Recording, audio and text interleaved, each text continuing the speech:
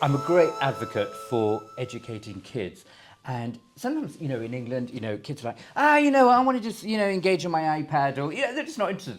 But then, the Indian kids out there, were they really engaging? Do they really show a huge interest in these elephants?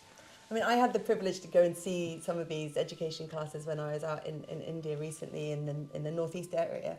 And I mean, I think it's true of all children. I think when you talk to them about animals and wildlife, it really sparks joy in them. And what I saw with these schools in India is children are very excited to talk about elephants. They're very proud that they live in this, nature-rich place, and they, talk about elephants and tigers and their different sightings that they've seen.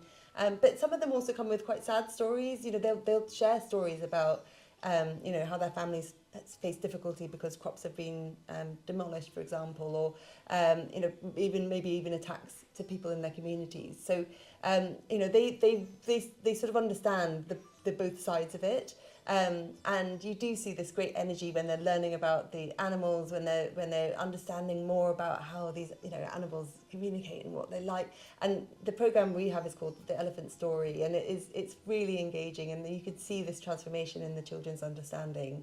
And they then go home to their parents, the classic pester power. They go home to their parents and they share their understanding with their parents. So they're sort of also educating, the older generation as well on the back of it. Of course, sir. Now, many of us, because you work, with elephants, you know all the programs that are out there.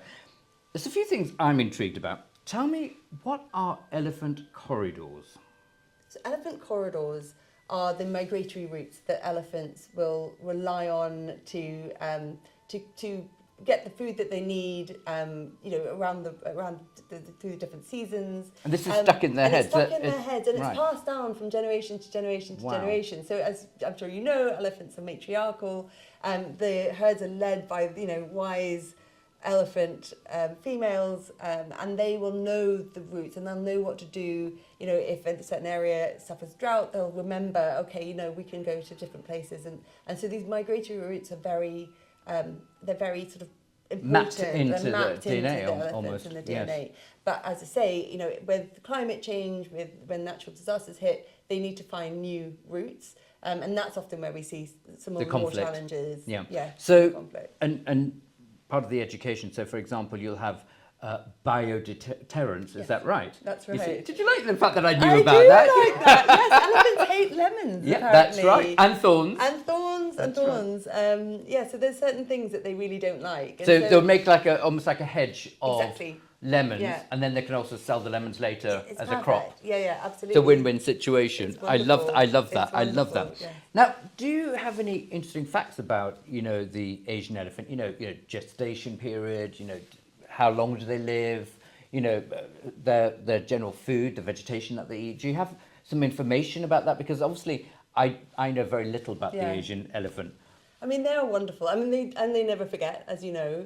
But one of the things I love most about my favourite elephant fact is that they communicate through the ground. They communicate through vibrations in the ground. They're very sensitive feet. Yes. So when there's any danger, they'll stand very still and listen for vibrations that they'll share with each other from a long time. I never knew that. But they are wonderful creatures. I actually had the chance to meet Tara, our elephant founder. Yes. I got the chance to meet her, and it was interesting how it was very much like befriending a human, a sort of wise, slightly prickly older lady, because she was very, it took her a while to warm up, and she was circumspect at first. So I think that sort of that humanity, as it were, between creatures is very distinct in elephants. And yes. We talk about them being beautiful people, and they have real personalities. In Africa, we generally, if we see an unwell animal, we don't interfere. We have to let nature take its course, and vultures will come over, and it's feeding a whole ecosystem. With the charity being involved in India, and because these elephants are so precious, if, for example, you did come across an elephant entangled in barbed wire, just say, do you intervene as humans, or do you just have to let nature take its course? How does that happen? Or do you have a fleet of vets that you work with?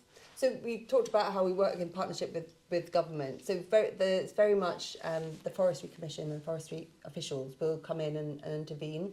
So the rapid response units we work with and the communities, because they are sort of empowered with what to do in those such situations, they can contact the right local organisations and the forestry officials to ensure that we keep those elephants safe. Yes. But we have found that. I mean, we've had a rapid response unit who found a baby elephant calf who got separated from the herd. So we put the message out, and kept that elephant safe until we located the herd, and then we helped to reunite it. So these things. The happen treasures, all the time, little pieces and of these treasures. lovely little stories which show that, and also really show that shift in mindset from elephants are potentially something to be afraid of to how do we support this wonderful family. I love that. It's true, and suddenly it becomes a passionate creature. Absolutely. So, what would the elephant family look at, as in the future? What is the progress? Is it healthy? Is it looking good? The herd community, how's that looking? Yeah, I mean, we're seeing that the elephant numbers are.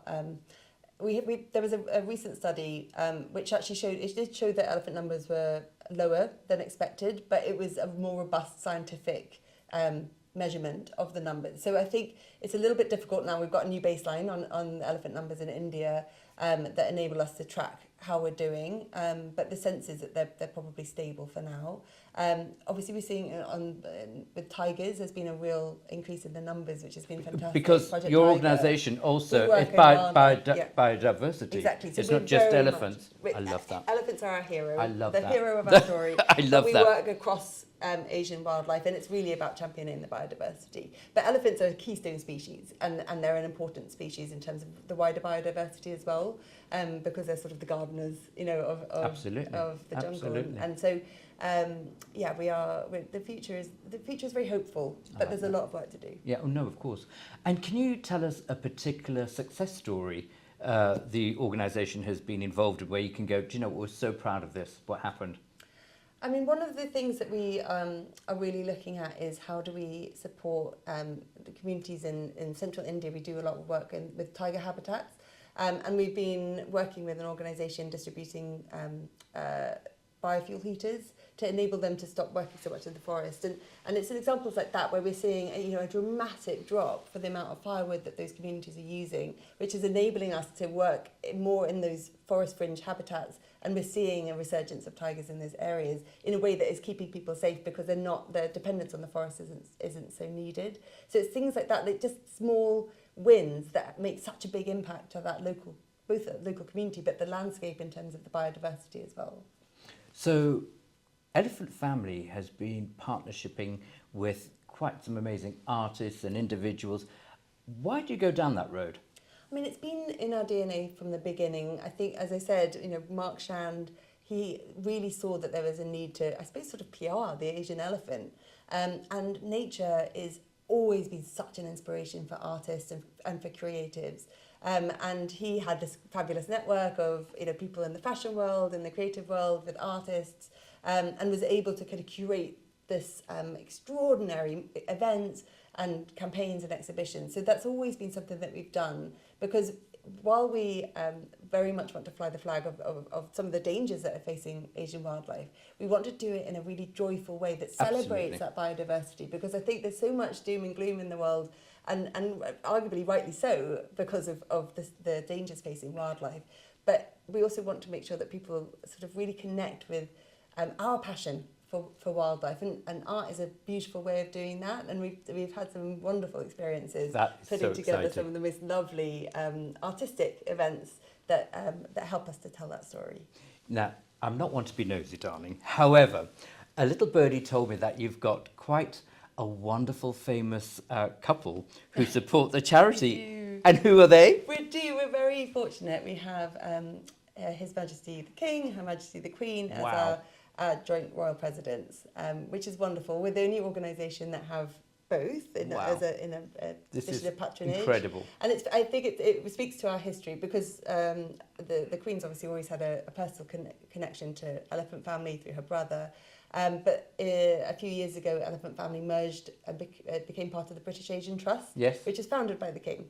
So we've got this lovely story where Elephant Family now sits within the wider British Asian Trust, and so we are lucky enough to enjoy the patronage. You don't really get any bigger than that. No, but indeed. my final question, because I know all your guests are waiting downstairs, they all want a little piece of you, but the most important question I would like to ask is, how do we, the British public, or anyone else who's watching this, how do we support you?